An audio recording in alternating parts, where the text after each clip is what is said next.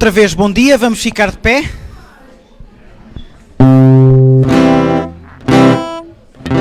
Bênção e honra, poder. Vamos cantar.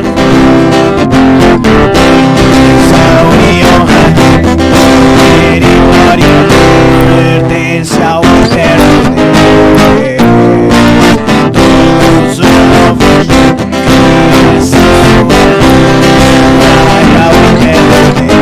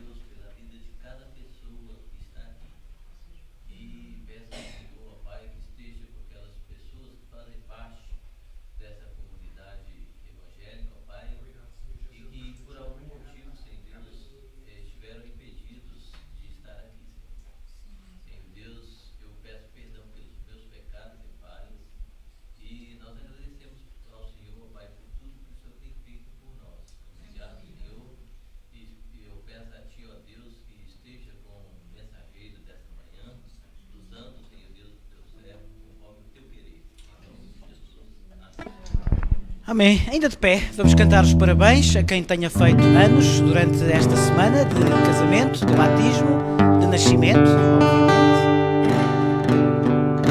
Não temos ninguém cantar parabéns. Então, faz favor, não foi esta semana, mas foi a semana passada. Com a semana passada cantámos os parabéns. Então, faz favor de vir aqui à frente.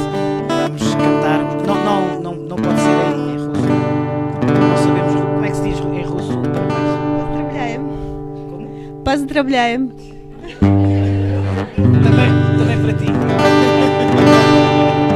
Então, vamos cantar em português a esta nossa irmã e vamos então desejar que Deus lhe dê uma vida abençoada. Vamos cantar os parabéns.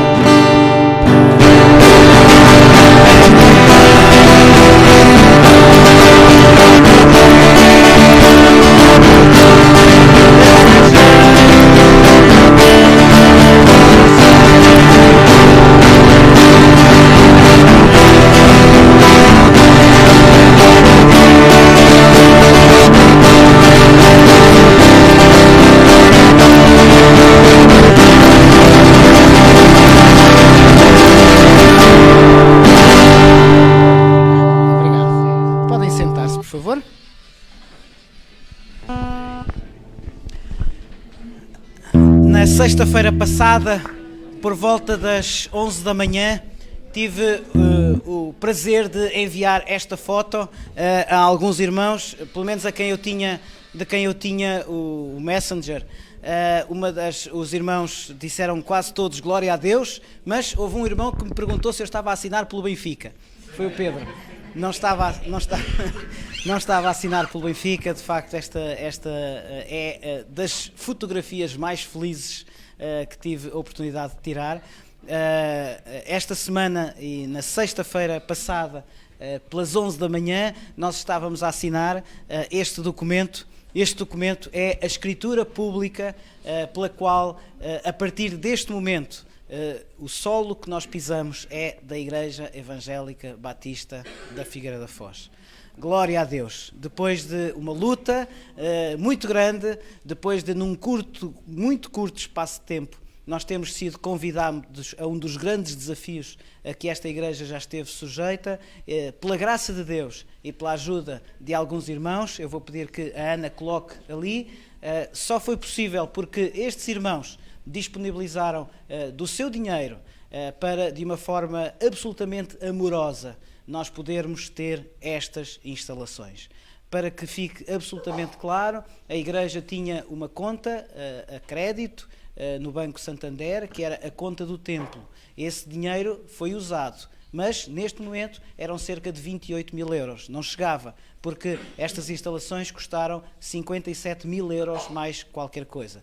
Na quarta-feira passada, que era a data que estava prevista a escritura, fomos confrontados com a notícia de que teríamos de pagar imposto sobre a transação de imóveis. É verdade que a boa notícia é que as finanças nos vão devolver esse dinheiro, mas as nossas primeiras contas apontavam para cerca de 4 mil euros, que é o valor da escritura, mas fomos confrontados com a notícia de que não vale para o IMT o valor da escritura, mas vale o valor patrimonial. E em termos de valor patrimonial, as instalações que a partir de sexta-feira são nossas estão matriculadas com o valor de 157 mil euros, ou seja, o imposto sobre imóveis não era de 4 mil, mas era de 11 mil euros. Tivemos 24 horas para reunir mais 11 mil euros e pela graça de Deus nós conseguimos, juntando o dinheiro que a igreja já tinha, juntando a disponibilidade de alguns irmãos que foram convidados a estar disponíveis 2 vezes. Então, muito agradecemos, e a Igreja Evangélica Batista da Figueira da Foz hoje tem o grato prazer de estar em instalações que são nossas. Nos próximos anos nós vamos reverter, vamos ressarcir estes irmãos que contribuíram para que nós possamos estar aqui hoje. Então, o nosso próximo desafio é que o mais rapidamente possível a Igreja seja capaz de restituir a verba que falta a estes irmãos para que eles não fiquem mais prejudicados por aquilo que já deram à Igreja. Mas eu gostava de chamar nesta manhã, simbolicamente, aqui à frente, o pastor honorário desta igreja e o irmão Fernando Silva. Eles os dois representam, se quisermos, as colunas e, portanto, simbolicamente, a Igreja Evangélica Batista vai colocar nas suas mãos esta escritura. Esta escritura que representa que, a partir de sexta-feira passada, nós temos, então, estas instalações no nome da Igreja Evangélica Batista da Figueira da Foz.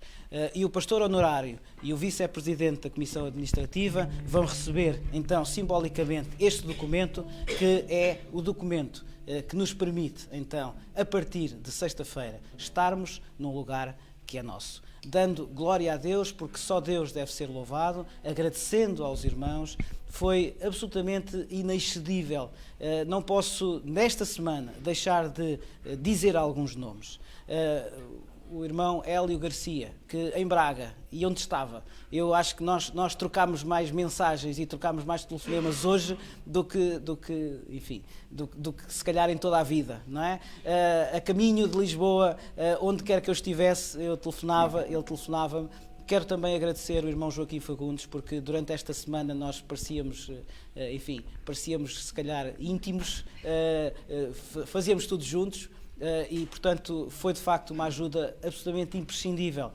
E graças a Deus, porque então na sexta-feira, finalmente, na Avenida da Liberdade, no notário, nós confirmamos que as instalações são da Igreja Batista da Figueira da Foz. Então, eu vou entregar simbolicamente este documento aos dois, para que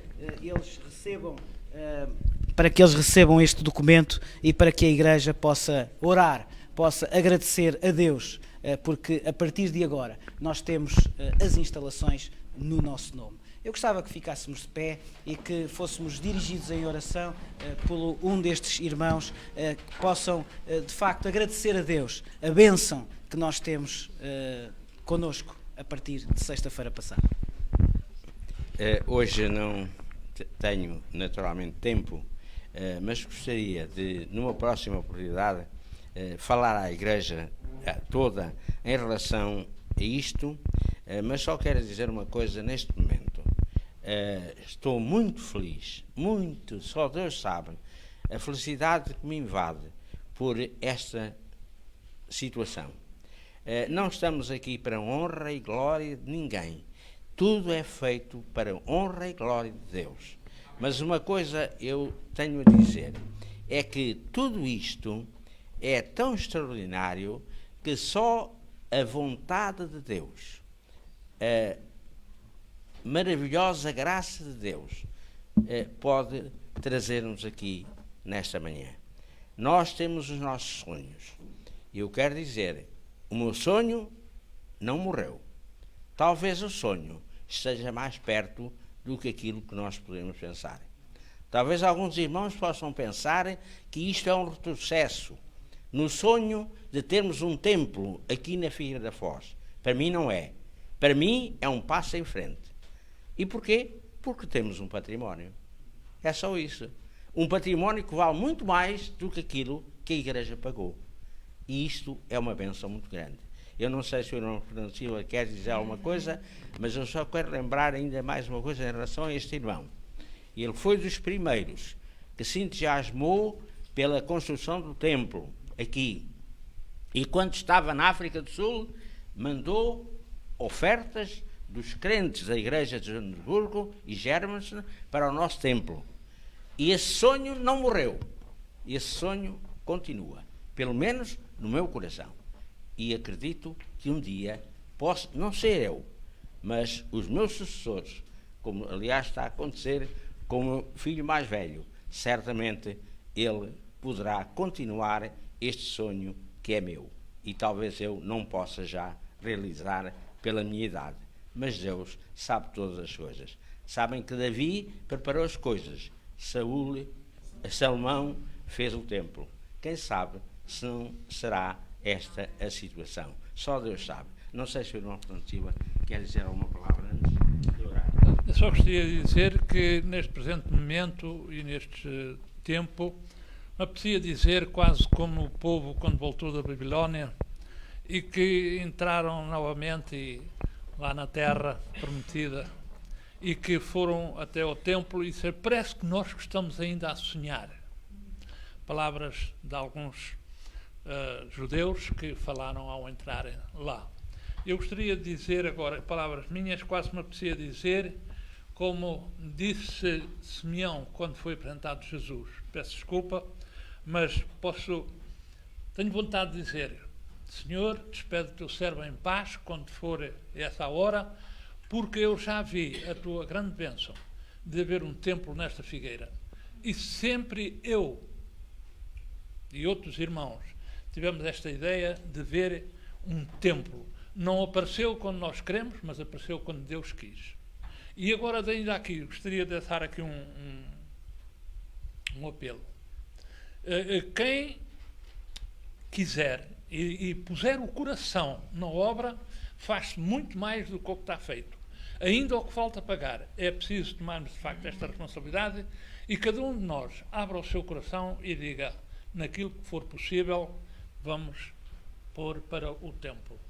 Porque quando se põe o coração na obra, ela aparece. Reparem que quando vieram da Babilónia os líderes reconstruir o templo, os muros, Ele reconstruiu em 53 dias.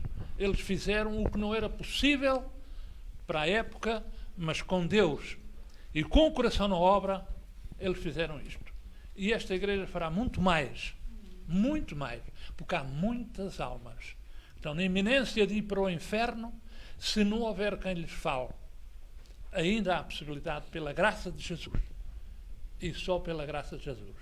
Deus seja louvado. Obrigado, Senhor. O nosso coração está jubiloso, estamos alegres, estamos felizes. E eu quero, pessoalmente, como membro desta igreja, agradecer-te tudo aquilo que foi feito e todos os teus servos que, com esforço, fizeram aquilo que acabou de ser concluído. Obrigado, Senhor. A única palavra que tenho a dizer é obrigado. Aleluia. Glória ao teu nome. Em nome de Jesus. Amém. Amém.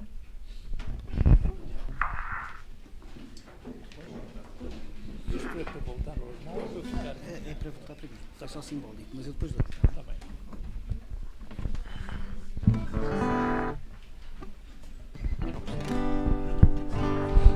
Irmãos, eu sou a pessoa que ando sempre a colher para Deus.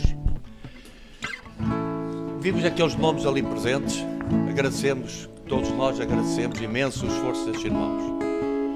Muitos que estão aqui também gostavam de ter ali aquele seu nome, mas não puderam por qualquer circunstância. Um deles não está lá, o meu.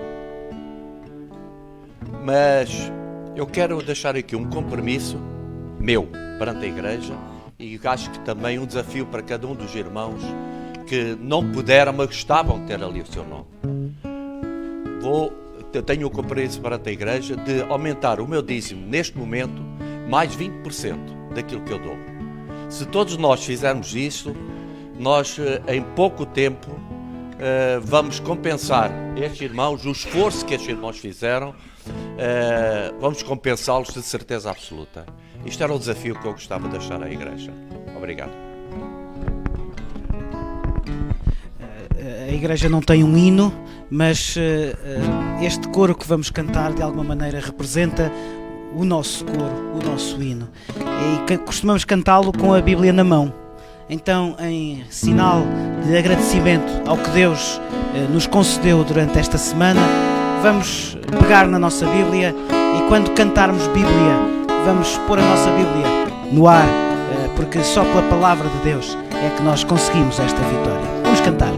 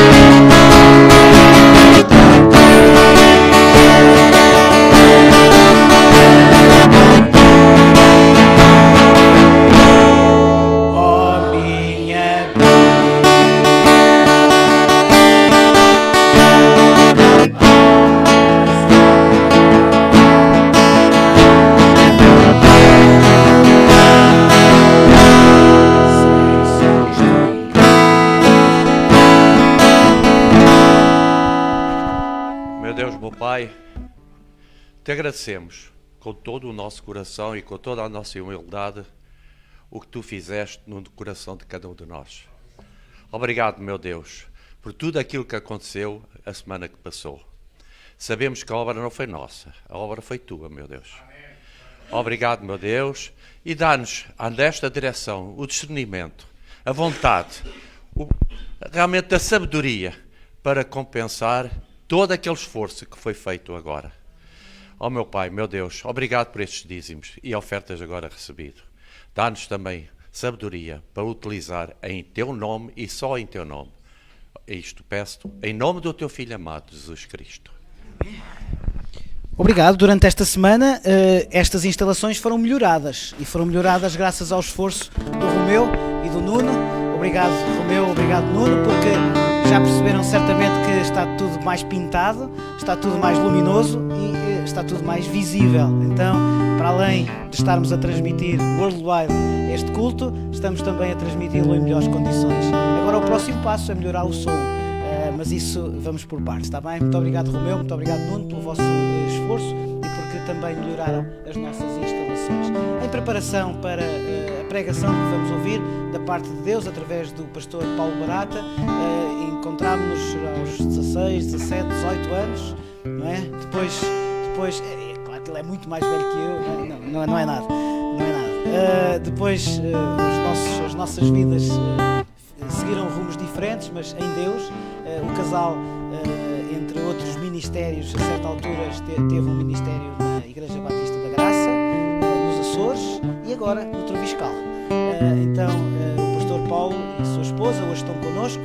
Vamos ouvir a pregação da parte de Deus através deste nosso irmão que muito saudamos e desde já enviamos também através deste casal as nossas saudações à nossa igreja irmã do Troviscal e que Deus possa ser também abençoado no vosso meio.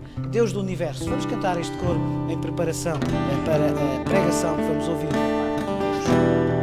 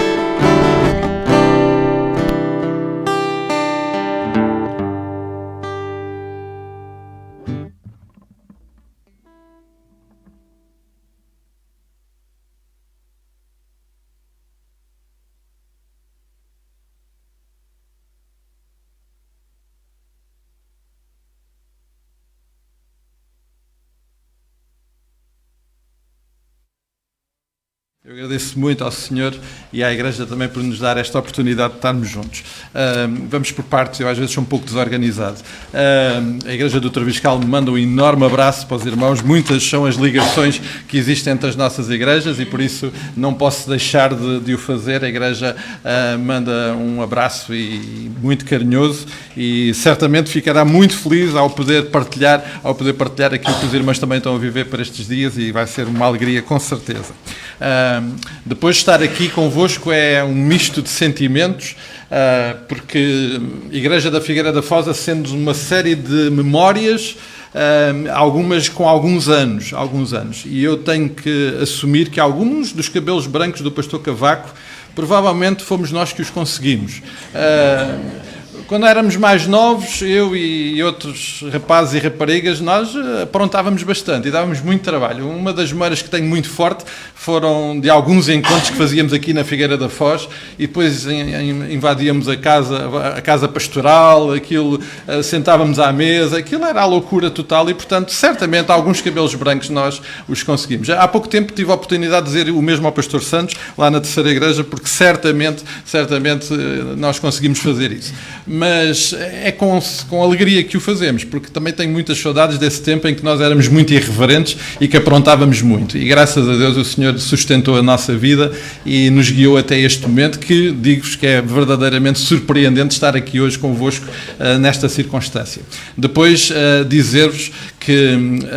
Por outro lado, há pouco estávamos na escola dominical e perceber que o Theo e a Paula também receberam telegramas no dia do casamento, dá um pouco a ideia do tempo que já passou, porque eu também sou do tempo em que também recebemos telegramas no dia do casamento, algo que para os mais novos é uma coisa que não faz sentido nenhum, mas pronto, nós temos esse privilégio de poder ainda ter no nosso historial guardados os telegramas.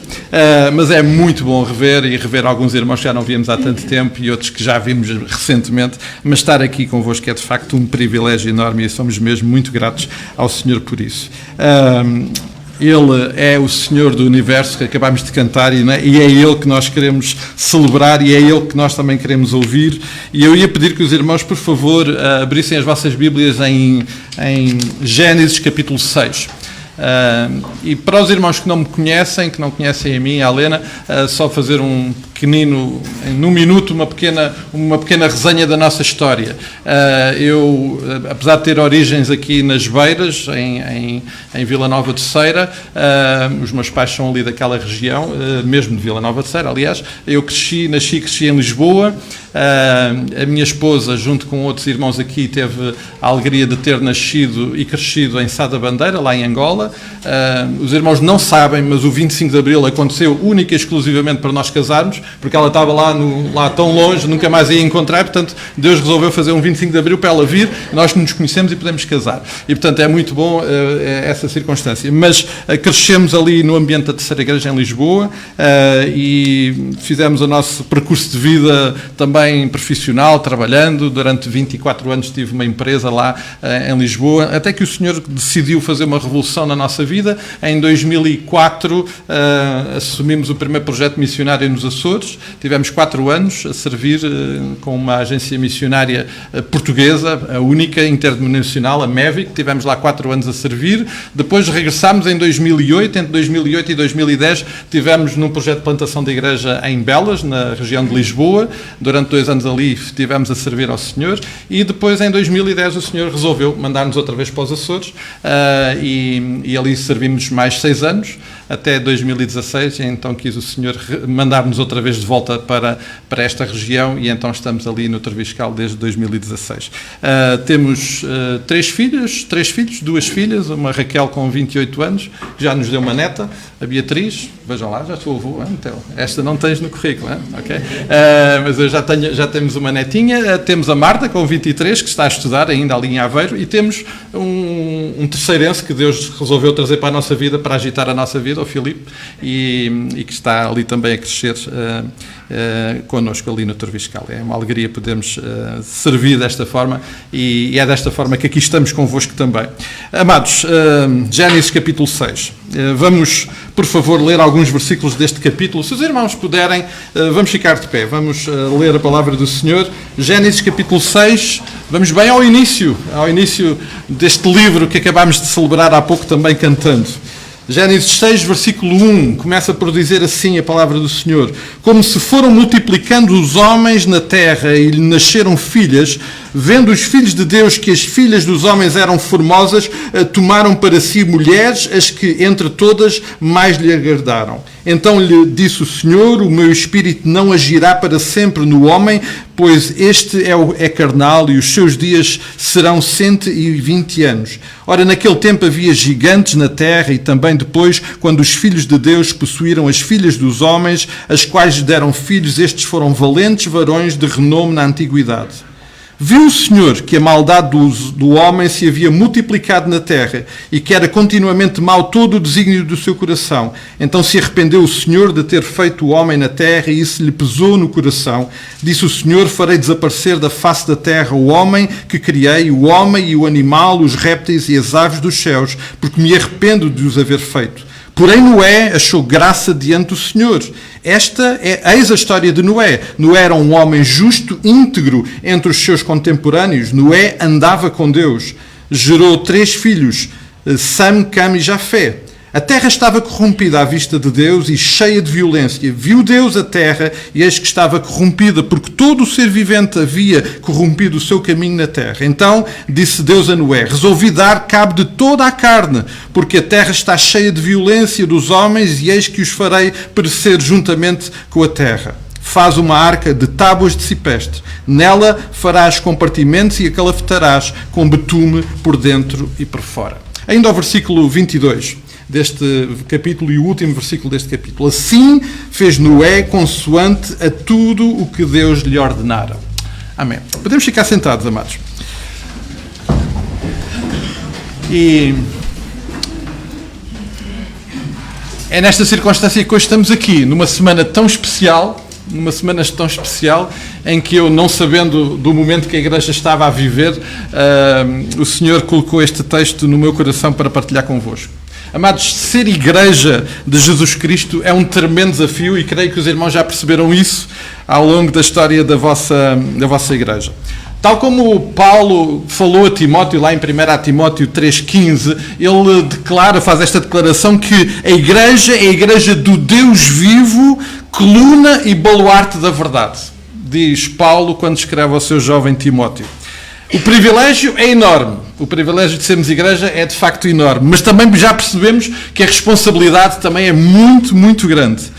E esta é uma realidade que é verdade para vós, aqui na Figueira da Foz, lá no Troviscal e aonde quer que nós estejamos enquanto Igreja. E é verdade para agora, como foi verdade há 20 anos, há 30 anos atrás, como vai ser verdade até o dia em que o Senhor Jesus Cristo voltar a buscar a sua Igreja. Esta é uma realidade para todo o tempo, para todo o lugar. E esta também é uma realidade desde o início. E embora naquela época não fosse a Igreja, mas fosse o povo que se relacionava com Deus, nós percebemos isso através deste texto na experiência de Noé. E eu estou mesmo muito convencido que nós temos como Igreja muito para aprender com Noé, com a sua experiência. Apesar de vivermos hoje em 2019, aqui na Figueira, ou no Troviscal, ou em qualquer outro lugar, nós temos muito para aprender e eu creio que faz muito sentido considerar a história deste homem que viveu provavelmente há mais de 5.000 anos, à volta de 5.000 anos, numa circunstância que naturalmente nós compreendemos que é muito diferente da nossa, mas o que ele viveu com Deus, o que Deus diz sobre Noé, o que Deus faz na vida e através da vida de Noé, com toda a certeza eu creio que precisa de reter a nossa atenção hoje. Noé viveu numa época muito particular da história da humanidade. Poucas gerações depois da criação, lá estava Noé e a sua família. Deus não tinha dado a lei, não havia a palavra, ainda não havia o livro, nem sequer havia profetas para falar em nome de Deus. Mas a verdade é que também não tinha passado muito tempo desde aquela altura em que Deus, e eu gosto muito desta ideia, e nós encontramos nos primeiros versículos deste livro, quando Deus, ao fim da tarde, passava pelo jardim para falar com Adão e Eva.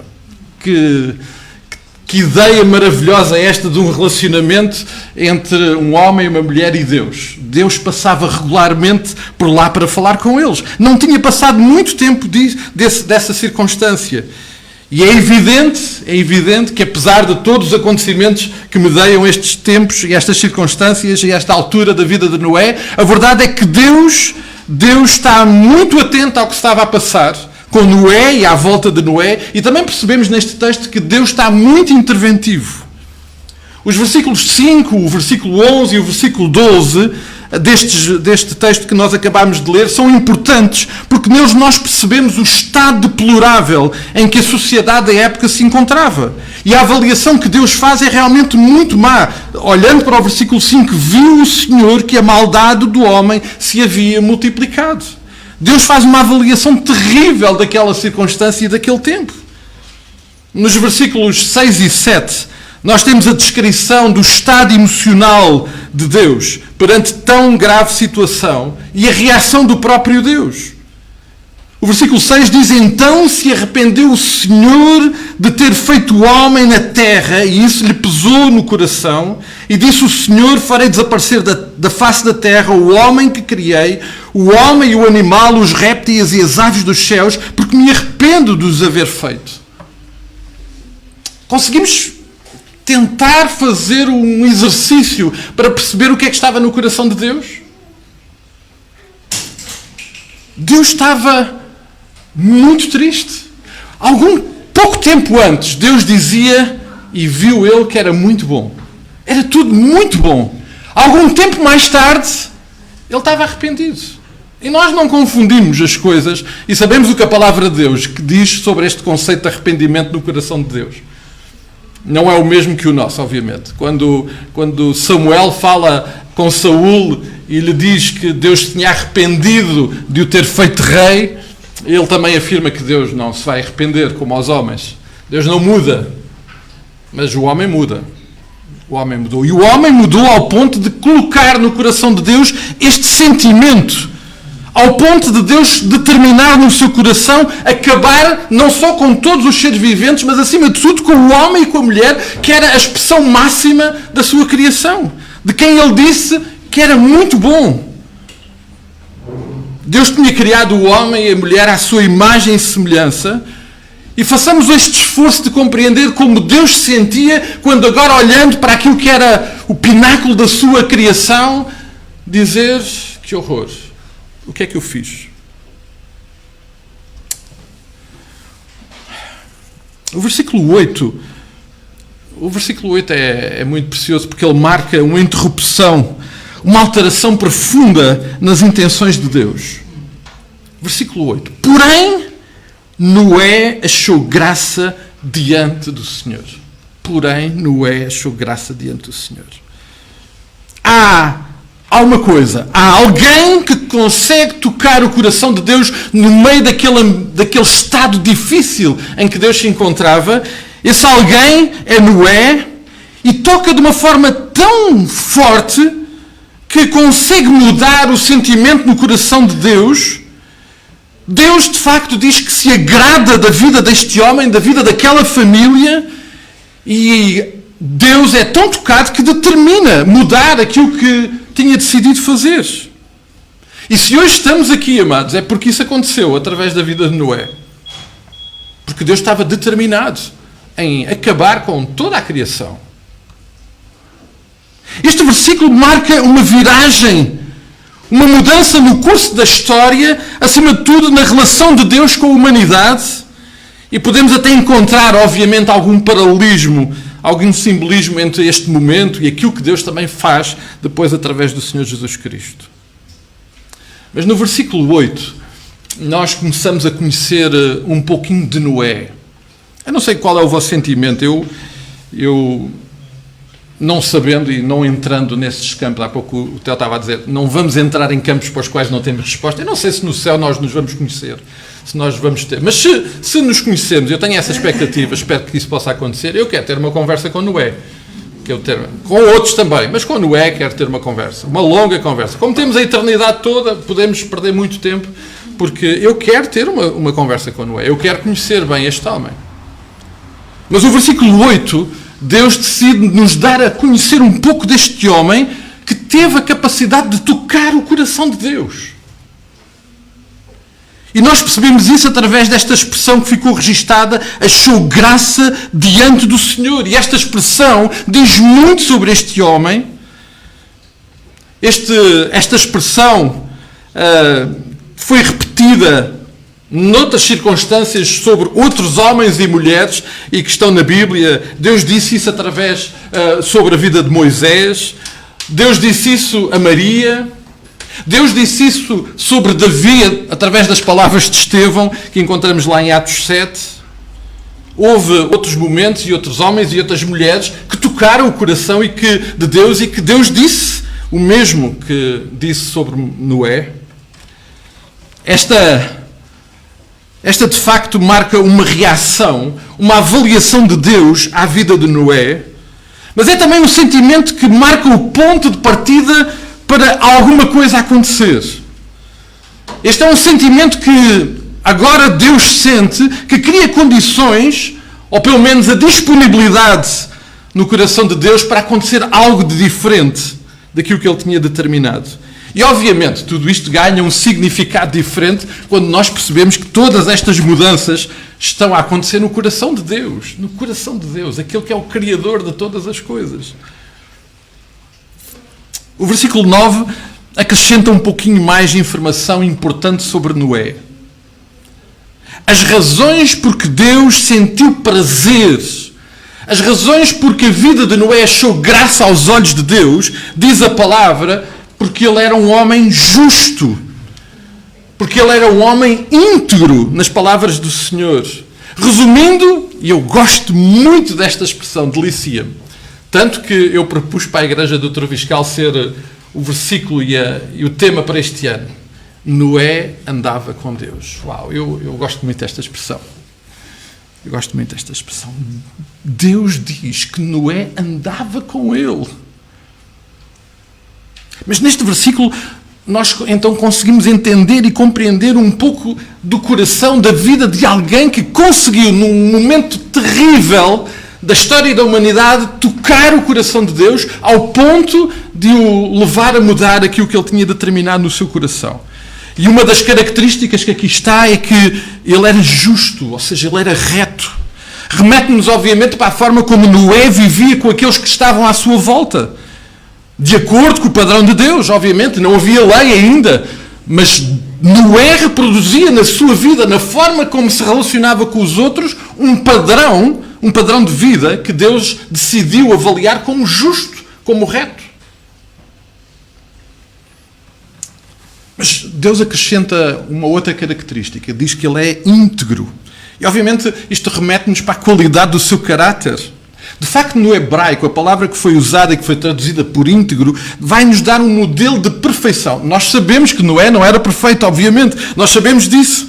Mas esta integridade tem a ver com a relação de intimidade que Noé tinha com Deus. E é bom não esquecer que quem faz esta avaliação é o próprio Deus. É Deus que diz que ele é íntegro. Porque Deus conhecia o coração de Noé melhor do que ele próprio. E por este motivo, amados, estas duas características de Noé têm mais significado, porque, mais uma vez, não podemos esquecer que é Deus que está a identificar, é Deus que a está a revelar, é Deus que está a registar.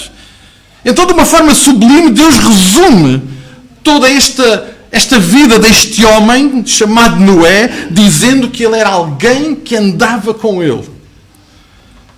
E esta é, de facto, uma expressão muito rara e quase sem paralelo. Só encontramos a mesma frase textualmente, curiosamente, no capítulo anterior, quando Deus fala sobre Enoque. Alguém que eu também quero conhecer no céu, porque não sabemos quase nada sobre Enoque, mas sabemos... E, amados, como eu queria que Deus dissesse isto sobre mim. Se vocês não soubessem mais nada sobre mim, que Deus pudesse dizer que eu era alguém que andava com ele. Nós não sabemos mais nada sobre Enoque, ou quase nada, sabemos que ele andava com Deus. E como isso diz tanto sobre a vida deste homem, como isto diz tanto sobre a vida de Noé. Amados, andar com Deus remete-nos para um conceito de uma relação de proximidade, de grande intimidade. Nós conseguimos entender isso nos nossos relacionamentos, não é? Nos nossos relacionamentos interpessoais. Andar com... Há pouco o Theo estava a referir-se a alguém que esta semana andou muito próximo contigo, não é? Andámos próximos. É haver uma cumplicidade, é haver uma intimidade. O apóstolo Paulo dá-nos uma imagem dessa experiência quando ele diz: como, pois, recebeste do Senhor Jesus Cristo, assim também andai nele, arraigados, edificados e nele confirmados na fé, assim como foste ensinado, crescendo em ações de graça. Eu acho que esta descrição que Deus dá através do apóstolo Paulo em Colossenses capítulo 2, versículo 6, nos dá esta ideia de podermos caminhar arraigados, fundados, sustentados, obviamente numa experiência de fé, com um Deus maravilhoso. Eu creio que é um pouco isto que nós encontramos na vida de Noé. Amados, percebemos assim que este é o tipo de relacionamento que toca o coração de Deus. Que toca o coração de Deus. Este é o tipo de relacionamento que não deixa Deus indiferente. Pessoas que andam com Ele.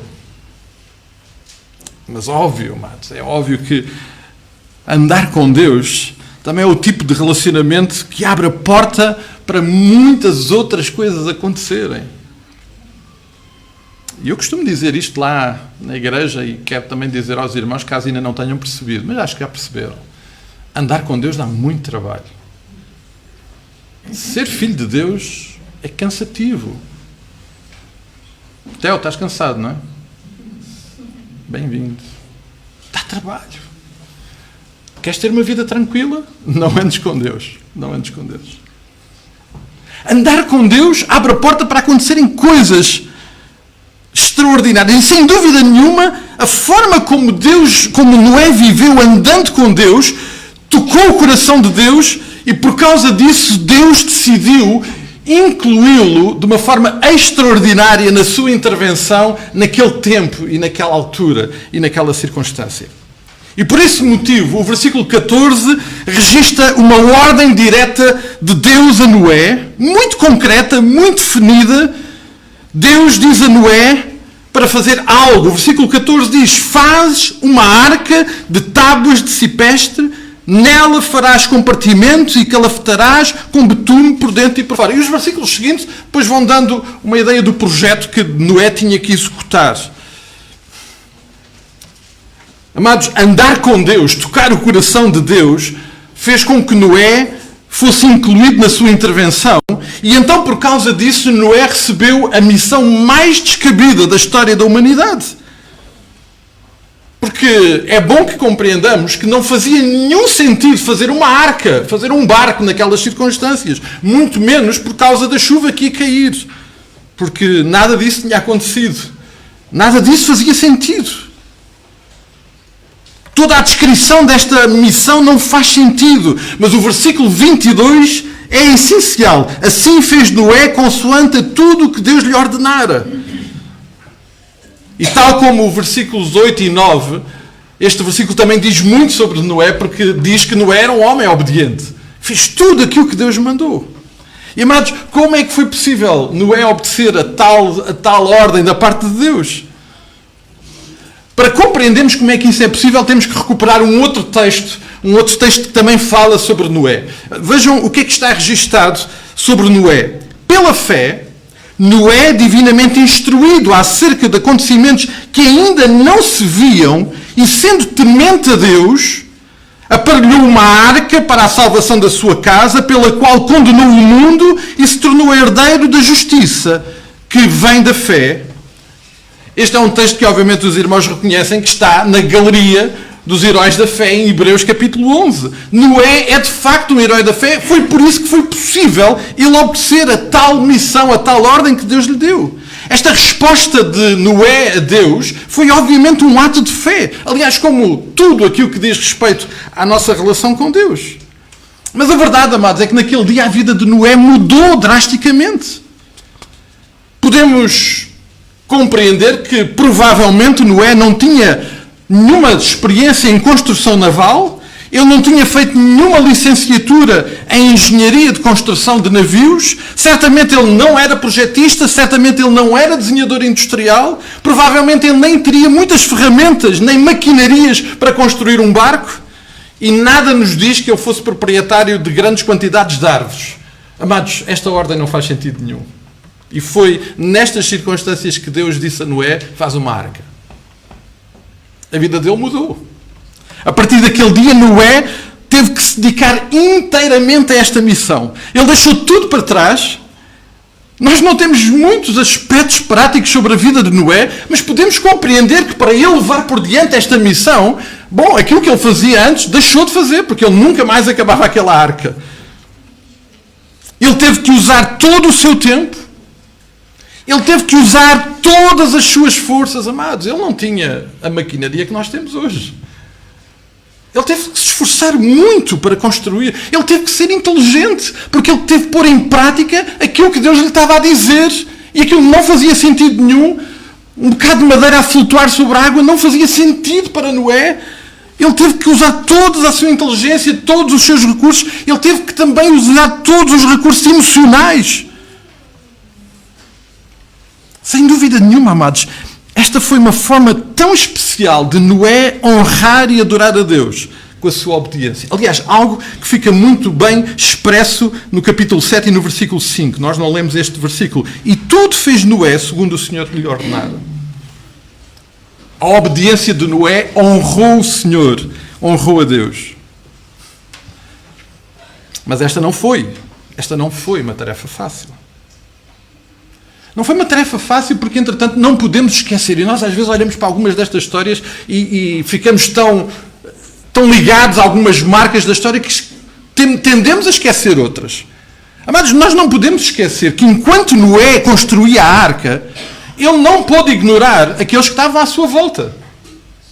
Ele tinha família, mais do que o seu agregado que entrou para dentro da arca. Ele tinha amigos. Noé olhou à volta e viu.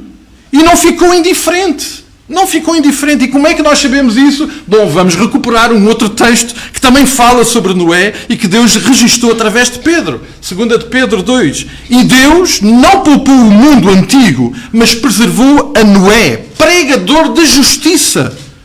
Pregador de justiça. E a mais 7 pessoas, quando fez vir o dilúvio sobre o mundo dos ímpios. Amados, com toda a certeza, esta não foi uma tarefa fácil para Noé, porque ele teve que pregar esta mensagem de arrependimento aos seus familiares, aos seus amigos. Ele teve que lembrar aquela gente que eles tinham que se arrepender. Eles tinham a oportunidade de entrar para a arca, mas eles tinham que se arrepender do seu caminho. E isso não foi fácil. E sabem porque que também não foi fácil? Porque quando as pessoas que estavam à volta de Noé olhavam para a arca que Noé estava a construir, eles achavam aquilo um ato de loucura. De facto, para Noé, construir uma arca era um ato de fé. Para o mundo era um ato de loucura. E foi até o dia em que as portas da arca se fecharam. E começou a chover. E de repente, aquilo que tinha sido pregado por Noé fez sentido para aquelas pessoas, mas era tarde demais. Era tarde demais. Amados, para Noé construir uma arca era a sua missão. A arca era também o transporte, era o meio de transporte para a salvação. De facto, a arca é um ato de misericórdia da parte de Deus. É também o cumprimento dos seus propósitos para ele, para a sua família, e que afetou toda a humanidade. Todos nós somos descendentes de Noé. Mas Noé nunca deixou de ser um adorador, de caminhar com Deus. Isso está muito evidente também lá no capítulo 8, versículos 20 e 21. Levantou Noé um altar ao Senhor e, tomando de animais limpos e das aves limpas, ofereceu holocaustos sobre o altar. E o Senhor aspirou o suave cheiro e disse consigo mesmo: não tornarei a amaldiçoar a terra por causa do homem, porque é mau o desígnio íntimo do homem desde a sua mocidade. Não tornarei a ferir todo o ser vivente. Amados, é extraordinário como nós percebemos que a obediência de Noé tocou o coração de Deus, mas ele também foi um ato ela também foi um ato de adoração ao Senhor. E continuou a tocar o coração de Deus, porque nós temos mais à frente registro disso. Aliás, temos uma marca visível para quem viveu nos Açores, ou nasceu nos Açores, não é? Nós nos Açores, com muita frequência, vemos lindos e maravilhosos arco-íris, que são marca desta promessa da parte de Deus para cada um de nós. Noé, apesar de ter sido provavelmente, amados, um dos piores pregadores da história, ele foi um adorador. E porquê é que eu digo que ele foi um dos piores pregadores da história? Porque nós sabemos. Ninguém quis ouvir a sua mensagem. Mas Noé honrou a Deus. Noé foi obediente a Deus. Noé andava com Deus. E isso fez dele alguém tão especial que toca e não nos pode deixar indiferentes hoje. Amados, porquê é que eu quero muito partilhar isto convosco hoje? O que é que a história de um homem que viveu há mais de 5.000 anos tem a ver connosco hoje? Igreja, em 2019, aqui na Figueira da Foz, onde quer que o Senhor nos tenha colocado. Eu não tenho dúvidas nenhumas que Deus hoje também está a olhar para o mundo e provavelmente o sentimento que Deus tem no seu coração não é muito diferente daquele que o Pai teve no tempo de Noé. Não sei qual é a vossa opinião, mas façamos um esforço. Se calhar nem precisamos fazer um esforço muito grande. É óbvio que este mundo, esta realidade do mundo que Deus criou, está a criar um sentimento muito de grande sofrimento ao Pai, ao Criador. Deus está a olhar para hoje. Temos uma garantia, como já lembramos, que Ele não vai voltar a agir da mesma forma como agiu no tempo de Noé. Mas Ele está a olhar e o sentimento que Ele tem provavelmente não será muito diferente. Mas sabem uma outra coisa que eu também estou certo? É que Deus também está a olhar para cada um de nós, tal como olhou para Noé. E o que é que Ele vê, amados? O que é que Ele vê? Será que Ele se agrada do que vê? Será que Ele, olhando para as nossas vidas, pode dizer que nós achamos graça aos seus olhos? Será que andamos com Deus no que mais profundo isso significa para nós e para Deus?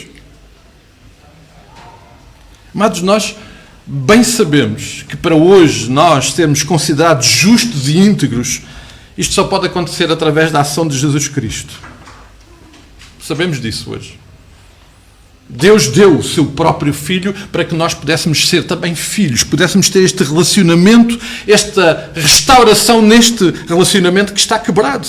Não é possível andar com Deus. Não é possível achar graça aos olhos do Pai hoje sem a presença e a intervenção de Cristo. Nós precisamos de Cristo na nossa vida para que isto aconteça. E não fomos nós que decidimos isso, foi o Pai que decidiu. E obviamente sabemos que isso foi um ato e é um ato de amor para todos nós. Amados, há uma coisa que também aprendemos com este texto. É que a depravação do mundo à nossa volta nunca pode condicionar a qualidade do nosso relacionamento com Deus. E quantas vezes nós nos desculpamos? Não, o mundo está assim, o mundo está perdido, ainda assim nós não podemos fazer nada. Amados, Noé viveu no expoente máximo desta depravação e ele andava com Deus e ele agradou, a sua vida agradou ao Pai. Portanto, nós não nos podemos conformar. Aliás, como o próprio Paulo diz, não nos podemos conformar com este mundo, temos que nos transformar e ser agentes de transformação. E se Noé foi um agente de transformação. Amados, olhando para este texto e para a nossa realidade hoje, eu estou certo que se a arca foi um meio para Deus providenciar salvação e o cumprimento dos seus propósitos para a humanidade naquela época, hoje certamente Deus quer fazer isso através de nós. Ele quer fazer através da igreja. A igreja, de facto, é o meio de transporte para levar pessoas à salvação. Nós não somos a salvação, mas somos aqueles que proclamamos a salvação, amados. Amados, creio que era escusado dizer isso, os irmãos sabem bem isso. A arca da Igreja Batista de Figueira da Foz não é esta casa, obviamente. Esta casa, quanto muito, e usando a metáfora, é um martelo ou uma serra. É um instrumento para que nós, enquanto igreja, possamos ser este veículo de salvação. Para que mais possam ter esta experiência de relacionamento com Deus. E isto é um ato de fé, amados. É um ato de fé, como foi um ato de fé Noé construir uma arca. Isto é uma loucura. A missão que Deus nos dá é uma loucura. Aliás, o mundo está farto de nos dizer. Os nossos amigos olham para nós e dizem: estás doido? O que é que tu andas a fazer com a tua vida? Há tanta coisa melhor para fazer. Agora é igreja. O que é que andas a fazer com a tua vida? O que é isso? Deus, essas coisas não levam a lado nenhum. Amados, para o mundo isto é um ato de loucura. Para nós é um ato de fé. É um ato de fé, amados. E, amados, nós, como igreja, somos a única chance que este mundo tem de não perecer. Porque um dia a porta vai se fechar. Como se fechou naquele dia, com Noé. Amados, esta é a nossa missão enquanto igreja. O nosso envolvimento, se há uma coisa que também podemos transportar para esta realidade, o nosso envolvimento com a igreja, tal como Noé, exige de nós uma entrega total, um esforço enorme. Nós precisamos de usar todos os nossos recursos mentais, emocionais, os nossos recursos físicos, é verdade. Ele exige de nós tudo, porque esta missão é integral para nós. Mas também desta forma, amados, nós honramos a Deus. Deus deu o que de melhor tinha para nós, o seu Filho, e por causa disso, nós podemos honrá-lo com a nossa obediência. E eu estou certo, amados, eu estou certo, que isso vai tocar o coração do Pai. Vai tocar o coração do Pai. O Pai não vai ficar indiferente.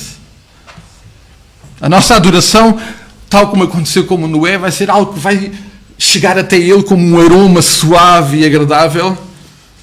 E outra coisa que eu também estou convicto, certamente Deus nos vai incluir a cada um de nós. E quando nós partilhamos esta mensagem com alguém que está à nossa volta, é a nossa intervenção nesta missão muito louca que Deus deu à igreja. Amados, Deus no tempo de Noé olhou e viu. Deus está a olhar hoje e está a ver. Deus olhou para Noé e viu. E Deus está hoje a olhar para nós e está a ver. E, amados, eu não estou nem um pouco preocupado com a avaliação que uns fazemos uns dos outros. Não é disso que está a falar. Toda a avaliação que nós temos aqui não é de Moisés que escreveu Gênesis. É de Deus. É essa que é importante, amados. Deus está a olhar para nós e Ele está a ver. Amados, Noé também olhou à sua volta. E foi um pregador de justiça. Ele viu também. E ele teve compaixão daqueles que estavam à sua volta. Eu acho que nós somos fortemente exortados a sermos, tal como Noé, pessoas que andam com Deus, pessoas que somos justos e íntegros. E eu acho que aqui cabe, então, muito bem aquele convite que encontramos em Apocalipse 3:20. Provavelmente um dos textos mais usado fora do seu contexto. Embora a imagem seja verdade, não é? A gente usá-lo para convidar alguém a aceitar Cristo faz todo o sentido. Mas aqui, como igreja, eu creio que faz sentido.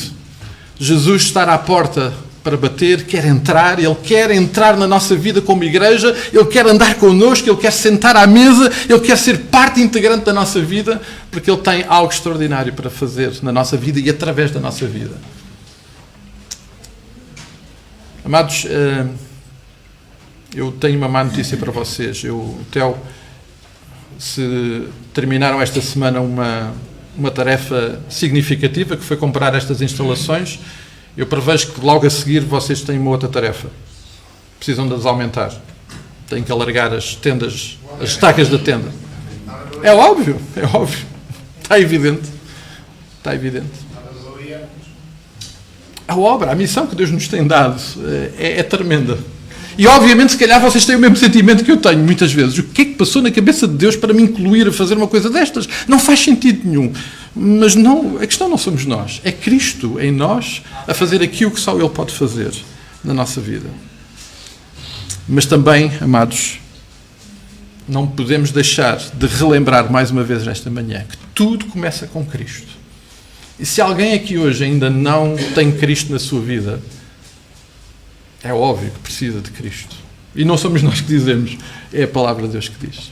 Deus deu o seu Filho para que nós pudéssemos andar com Ele, nós possamos achar graça aos seus olhos. Cristo é parte integrante deste processo e desta missão que Deus nos tem dado. Se isto ainda não aconteceu na tua vida, meu amado, precisa hoje de fazer. Um dia a porta vai se fechar e vai ser tarde demais. E é muito importante que isso aconteça na nossa vida. Mas como igreja, amados, perceber que Deus nos tem dado uma arca tremenda para construir. Ela glorifica ao Senhor acima de todas as coisas. Ela é instrumento de salvação para aqueles que estão à nossa volta. Ela proclama e honra um Deus a quem nós amamos, com quem nós andamos e a quem nós queremos adorar. E por isso, amados, esperando que o Senhor não deixe de falar aos nossos corações nesta manhã, esperando que o Espírito do Senhor possa tocar os vossos corações, os desafios ficam. Cristo na tua vida e uma arca tremenda para construir. Que o Senhor nos abençoe e guarde, amados.